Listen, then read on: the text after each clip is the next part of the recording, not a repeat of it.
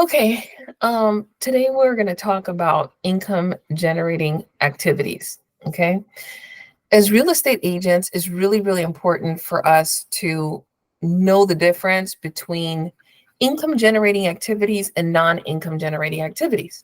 Okay, because you know, there's a lot of activities that we could be involved in, but the ultimate goal here is to be generating income. Now, I'm not saying that non-income generating activities are not to be done. That's not what I'm saying. Because there are activities that are non-income generating that are very important. Okay. Like, for instance, for me as the broker, I have to close out transactions.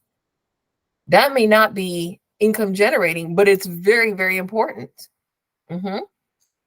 Um, there's various other things, maybe even reviewing contracts. Me reviewing the contract, is not necessarily an income generating activity. Okay. It's a compliance activity. So it's important to be conscious of the activities that you're involved in. An income generating activity could be anything like working on a flyer that you're planning to distribute, or putting together your marketing plan so that you can canvas a neighborhood. Okay.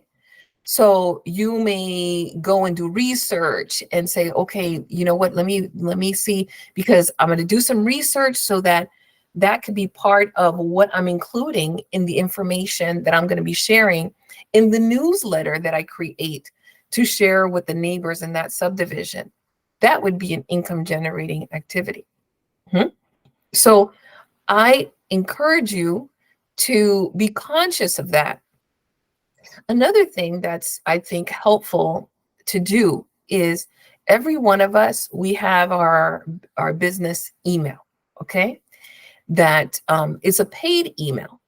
And with that paid email, you have different applications that you use, and it's paid and it's protected. It kind of has an additional layer of protection to it, but or security to it.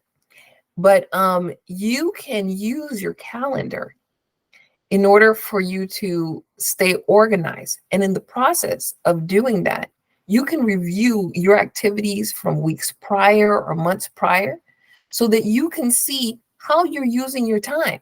Because sometimes we're just doing, and we're not really analyzing what we're doing.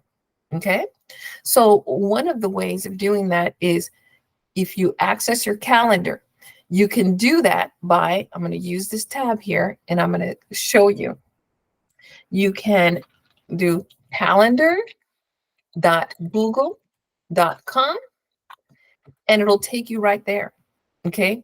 Another way of accessing the calendar could be, if you're in another Google app, you'll see this icon that has 9 little buttons. You can click on this, and then you can go down to where the calendar is. You click on that, and it'll open right up. Okay. Now, I don't know how much you use your calendar, but it is a good idea to use it regularly. Let me see. Okay, let me get out of that one. I'm going to go into my regular calendar. Okay. So I know you probably have heard about block scheduling, right? It's good to do that. You can see some of the things, like one of the things that I have on the like block scheduled from 12 to 1, I always have my broker training. Okay. And I could actually potentially have it a different color so that I know that that's a regular thing that I always am doing. Right. But if I want to, I could just I can go back a week or two to see what activities I'm doing. I went to a broker summit. That's like a conference. And I'm trying to think, is that an income generating activity or non-income activity? I would say it's a non-income activity. Okay. It was a class. There was a lot of great information that I shared with our team, with our agents and everything. But it wasn't an activity that would ultimately generate business. Okay. So that's a great example of a non-income generating activity. Okay. But I can go and I can say, okay, like print out this calendar and say, you know what, let me highlight all the income generating activities that I was involved in, and highlight. And then you can start getting an idea of how you are using your time. So I wanted to mention that to you because part of being successful in this business is staying organized and being aware of your own actions. Okay, because that is what is going to bring you business. It's important for you to be aware of what you're doing. If you need more business, then you need to focus on doing more income generating activities. Okay, not forgetting the non-income generating activities, because you still need to make sure you upload your documents to our Suite Assist platform to make sure that, you know, those documents get reviewed. You still need to do administrative things, organize your office so that, you know, your brain is clear and you can work easily in your office, you know. So just be conscious of that, because ultimately what you're wanting to do is to be successful in this business.